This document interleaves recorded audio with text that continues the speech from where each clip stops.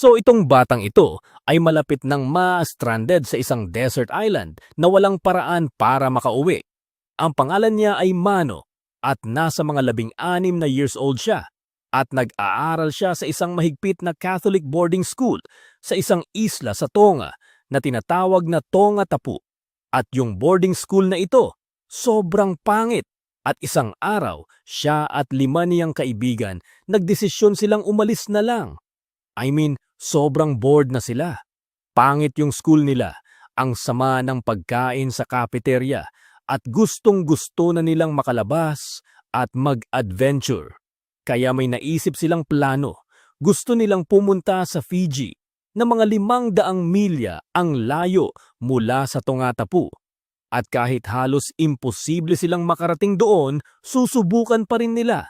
Kaya nag-ipon sila ng kaunting supplies at pumunta sila sa dagat at ninakaw nila ang bangka ng isang lokal na mangingisda.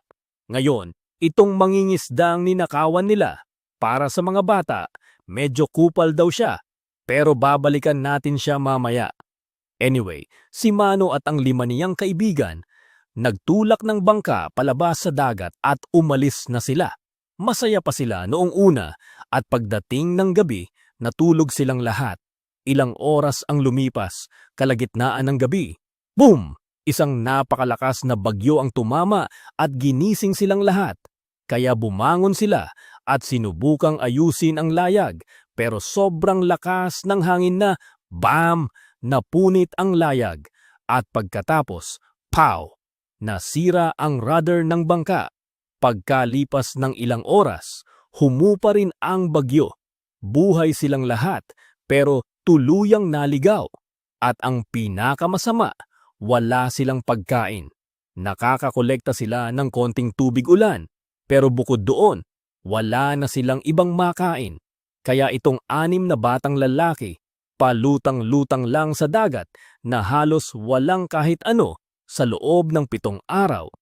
Pero sa ika-8 araw, may nangyaring kakaiba. Nakakita sila ng maliit na isla sa malayo. Hindi man ito kalakihan, pero may pag-asa. Baka may tao doon na makakatulong sa kanila.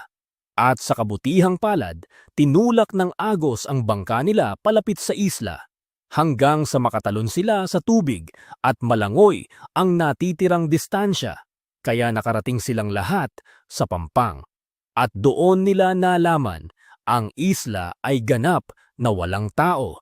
Ang bangka nila ay naanod mula sa Tongatapu ng halos 100 milya papunta sa isla ng Ata. At ang Ata ay mga kalahating milya lang ang laki at halos walang laman. Pero sa puntong ito, gutom na gutom at dehydrated na sila. Kaya kahit ano, papatusin na nila. Nang huli sila ng mga seabirds, ininom ang dugo ng mga ito, kumain ng itlog ng ibon at sinubukang magsindi ng apoy. Pero hindi nila magawa. Wala silang tamang tools at basa ang kahoy sa isla. Kaya ganito ang naging buhay nila. Kumakain ng kung ano ang makuha at ginagawa ang lahat para mabuhay. Buti na lang may sapat na ulan para hindi sila mamatay sa uhaw. Pagkalipas ng 1 buwan, may naisip silang ideya. Gumawa sila ng raft gamit ang vines at kahoy.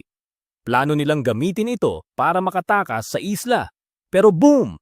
Sa kasamaang palad, sobrang hina ng raft at agad itong nasira sa dagat. Dito na nawalan ng pag-asa si Mano. Iniisip niya, makakauwi pa ba kami? Pero pagkatapos, isang araw, habang nag-e-explore sila, may natuklasan sila, mga labi ng isang maliit na settlement. Dahil pala, may mga taong nakatira doon mahigit 100 taon na ang nakaraan. Pero kalaunan, kinuha silang lahat ng mga slave ships. Ibang kwento na yon. Anyway, nakita ng mga bata ang mga naiwan. Kasama na ang ilang lumang kutsilyo at sobrang malaking bagay nito para sa kanila. Dahil ngayon, kaya na nilang magbukas ng buko, gumawa ng shelter at mas mapabuti ang buhay nila. Pagkalipas ng 3 buwan, isa pang breakthrough. Nakahanap sila ng tuyong kahoy at sa wakas, nakagawa sila ng apoy. At napakalaking bagay nito. Hindi na sila nilalamig sa gabi hindi na raw ang kinakain nila. Kaya ang unang ginawa nila, nagkaroon sila ng malaking feast. Nagluto sila ng isda, ibon, at wild beans. Parang Thanksgiving ang peg. Unti-unting gumaganda ang sitwasyon. Pero kahit ganoon, iniisip pa rin ni Mano kung makakauwi pa sila. Pagkalipas ng 6 na buwan, may routine na sila. Nanghuhuli ng isda, nag-aalaga ng wild chickens, gumawa ng bahay, gumagawa ng wood carvings, sumusulat ng kanta, at nag-ehersisyo sa sarili nilang gym. Isa pa nga sa kanila, gumawa ng ukulele gamit ang driftwood, niyog, at wire. Ang galing! Samantala, sa Tongatapu, akala ng pamilya nila patay na sila. Nagluluksa na sila. May mga burol pa nga raw. Pagkalipas ng 1 taon, nandun pa rin ang mga bata. Iniisip ni Mano na baka doon na sila habang buhay. Hanggang isang araw, may isang lalaking nangingisda. Ang pangalan niya ay Peter Warner, isang Australian na kapitan ng fishing boat. Habang pauwi sila, daanan nila ang isla ng Ata.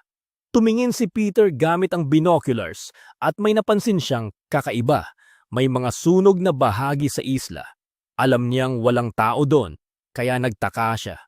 Tumingin siya ulit at may nakita siyang bata. Nakita rin siya ng bata, tumalon ito sa bangin at lumangoy papunta sa bangka. Pagkatapos, nakita niya ang iba pang mga bata sa pampang, sumisigaw para mapansin. Akala ni Peter, parang mga native lang sila. Pero pagdating ng bata sa bangka, nagsalita ito ng English at sinabi na 1 taon na silang stranded doon. Kaya pinasakay niya ang lahat sa bangka at dinala sila pauwi sa Tongatapu. Matapos ang 15 buwan, nakauwi rin sila. Pero hindi pa tapos ang lahat. Naalala mo yung ninakaw nilang bangka, yung mangingisda, galit pa rin. Kaya nagsampa siya ng kaso at boom, nakulong silang 6. Pero si Peter, matalino.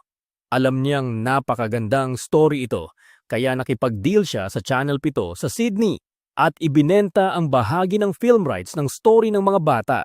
Ginamit niya ang pera para bayaran ang mangingisda kapalit ng pag-drop ng kaso. Pagkatapos nun, nakalaya ang mga bata at ilang araw pagkatapos, bumalik sila sa isla para gumawa ng documentary at i-recreate ang nangyari. At doon nanggaling ang mga larawan. Hanggang ngayon, magkaibigan pa rin si Mano at si Peter. At yun, ang kwento nila.